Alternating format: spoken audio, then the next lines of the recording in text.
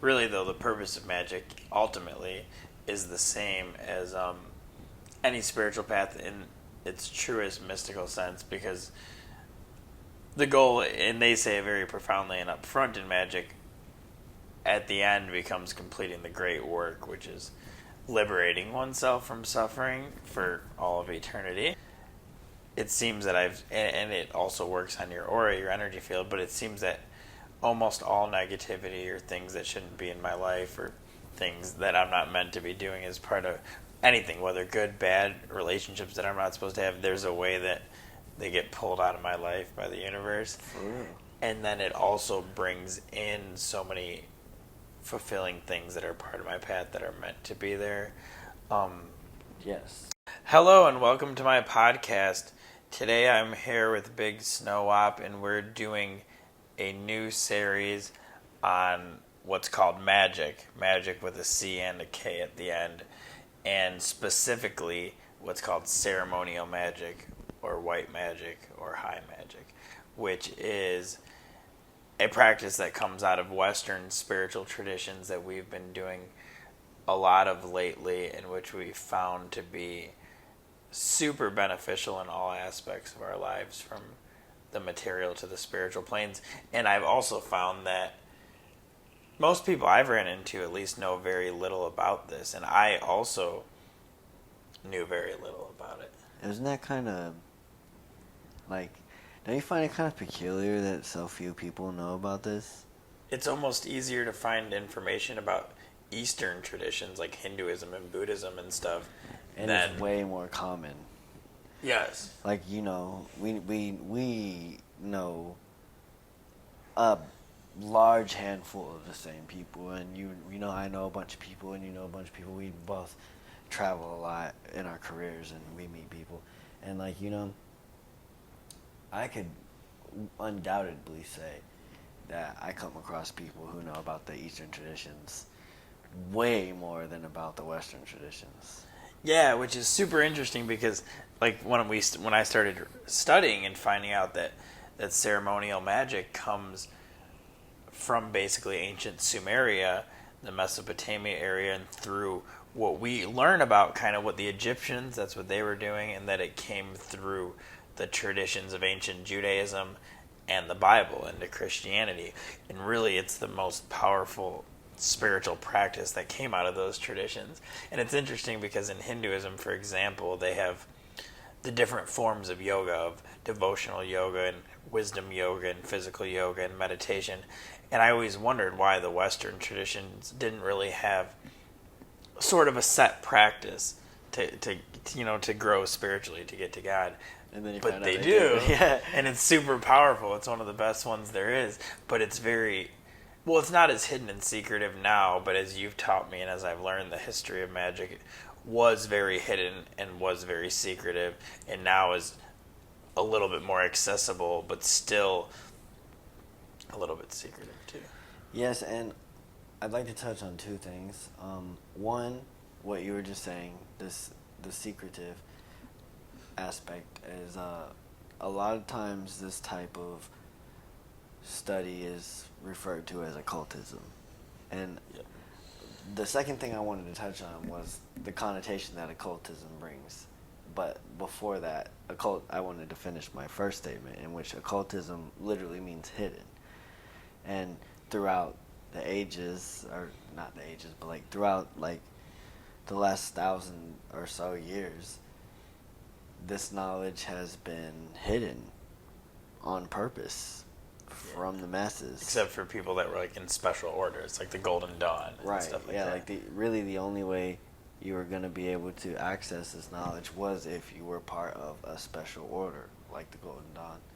And there's a few others too. But the second thing I wanted to say about it, which is this is good.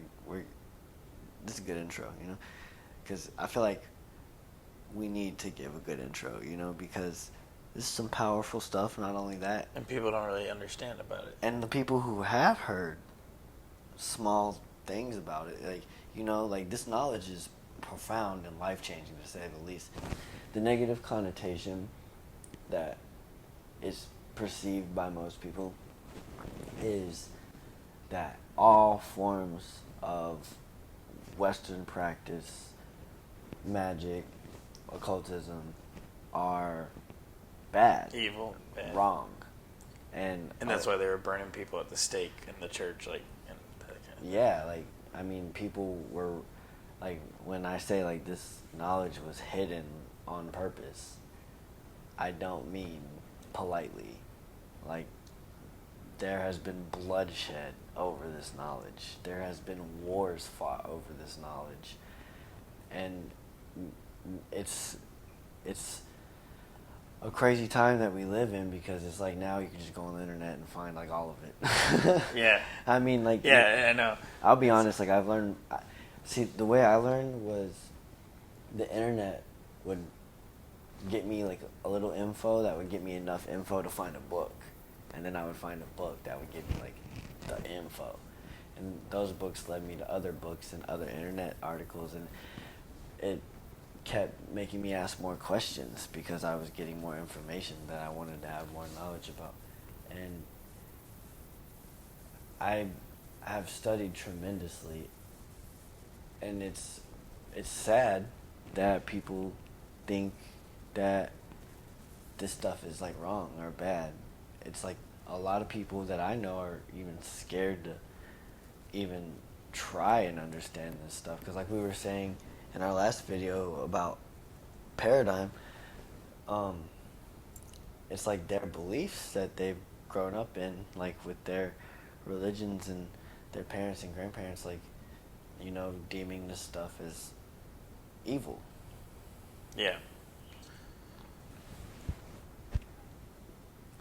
Yeah, definitely. I mean, I thought also that, you know, just hearing the word occultism, I used to think that, but then I learned in the Yoga Sutras and the Hindu scriptures, they talk about occult powers arising in the holy texts and not as like a negative thing. Yeah. They say that?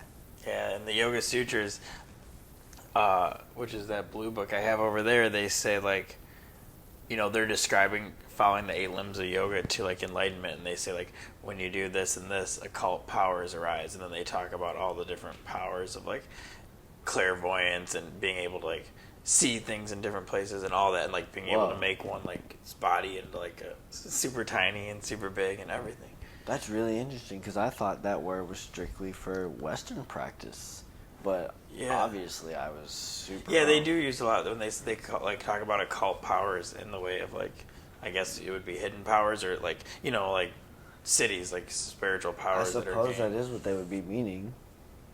I've just never even heard it in Eastern text at all. I think you might have said something like that one time to me before, but I don't think I processed it the way I did just now. What I did want to say is, because we didn't really explain it even, what the ceremonial or white magic is. And so what I first learned about it is the kind that I've been doing is a series of rituals and practices that mostly involve breath, mantra, visualization, and they involve working with different angels and archangels, from the tree of life and from the elements, and like angels most people from the West have heard of, such as Raphael and Michael and Gabriel and Uriel. Right, like they're all over the Bible. Yeah, so, and they're the main, angels used in really ceremonial magic, and they represent these different energies that you connect with from everything through the physical planes to the mental planes and beyond. And working with them, you can go all kinds of different places. There's a lot of ways to even go about trying to explain that. You know what I'm saying? Like, yes, but I just meant yes. Like, there's not really one specific path. There's multiple paths in magic. Number one, sort of like there are in yoga in the Eastern traditions. Like, there's multiple paths, and I am pretty sure almost all of them probably lead to the same thing, I would imagine. The Eastern paths or the magical paths? The Western paths. Yeah, all taken to their summit. They would definitely, Eastern and Western would lead to the same place eventually. So, there's really not like a easy way to describe ceremonial magic, but I believe the definition of magic is causing the universe to conform to one's will. I believe that's the definition of magic. And should I look it up? yeah. You can. Oh, cool. You can still record while you're looking it up. Yes. Oh, cool.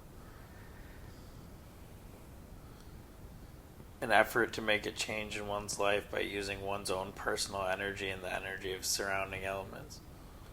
That's basically more. what you just That's said. more like a G-rated version of what I said. Yeah. Because I believe I read that definition in an Aleister Crowley book or Eliphas Levi. I think you did too, because you used to always say it to me from the book. I think it was one of those. But yeah, I might have had a harsher definition than I should have, but like that is an aspect. In my earlier practicing days, I thought that's all it was, and now I know there's like greater paths than just like causing, like trying to have stuff conform to your will. I will say that, definitely. Yeah. Because doesn't that sound okay? So like paths, there's right hand path and left hand path. Doesn't the way that I said it sound kind of left hand pathy, and like like I feel more right hand path now. You know what I'm saying? Like yeah. but at one time there's right hand paths and left hand paths. At one time I was very much a left handed path thinking practitioner of magic for sure. Which is the right hand path is what you wanted to talk about. Ceremonial magic and high magic, right? Yeah. Yeah, that's what we've been practicing in. Talk about some of like the profound experiences you've had. Well, I was going to say that really though the purpose of magic ultimately is the same as any spiritual path in its truest mystical sense, because the goal, and they say it very profoundly and upfront in magic, at the end becomes completing the great work, which is liberating oneself from suffering for all of eternity. But yeah, that's how I felt too. That's where it comes out at. That's how I felt too. I just didn't want to say that and like put an ultimatum on it, because like, but like that's definitely like the goal. But you could also use it for plenty of other stuff, like manifesting things, or in your mental life, in your relationships, and just like for spiritual growth. But eventually, whether in this lifetime or beyond, it'll like come out there. But can I say something? Yeah. I'd like to say something. So when we talk about magic and manifesting, like I almost think it's comical that like, you know, like if you really want something and then you get it, you're like, whoa, that was like magic. You know, but like that's kind of how it is, you know, with the manifesting. Like, yeah, it's like sometimes you'll you know, whether it's, you know, like having just more knowledge or a route to obtain more spiritual sustenance, anything, like you can manifest all of those types of things and many more, really anything under the sun. And just like when it arrives to you, you're like, whoa. Even still to this day, I've been doing this for years, and even still when it happens, I'm just like, whoa, that was like magic for sure. Yeah. And what I will say before we finish up this intro is some of the real life results and some of the practical results I've experienced since practicing magic, which has rituals for protection and for all kinds of things, is that it seems that and it also works on your aura, your energy field, but it seems that almost all negativity or things that shouldn't be in my life or things that I'm not meant to be doing as part of anything, whether good, bad, relationships that I'm not supposed to have, there's a way that they get pulled out of my life by the universe. Ooh. And then it also brings in so many fulfilling things that are part of my path that are meant to be there. Yes. It's changed the energy I'm able to give to others, and it's deepened a lot of my wisdom, insight, and understanding. To like levels that you had no idea was gonna happen, right? Yes, most certainly. And even stranger, even in my daily life, like my mind has just thought about the simplest tasks and things in ways that I just never did before. Yeah. Like I've just been like, oh, I never would have even thought about this like this. It's like it opened up just to a deeper understanding. Yeah, for sure.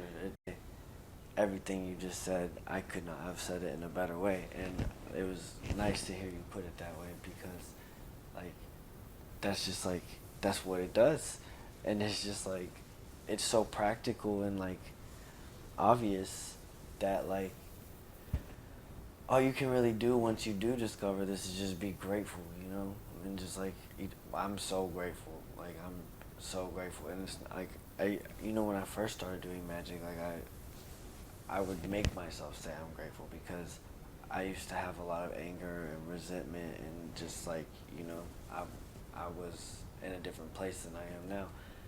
But now I just feel so grateful for this, because it's like you can be having the worst time of your whole life, and like if you're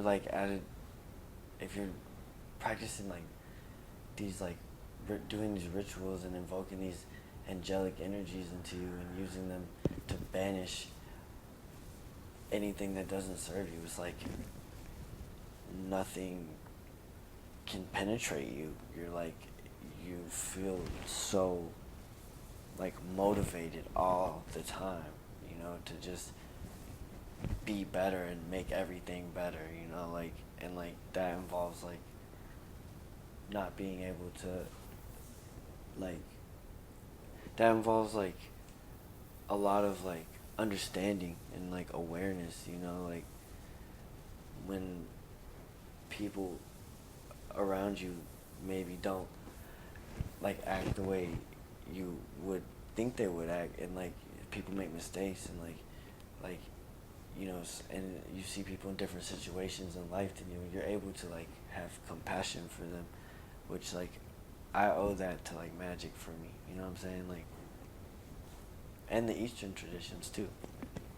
Yeah, definitely. It changes you in all the spheres, of the tree of life. So everything from, the earth energies to the spiritual energies to the heart to the mental realms, everything it has the power to work with.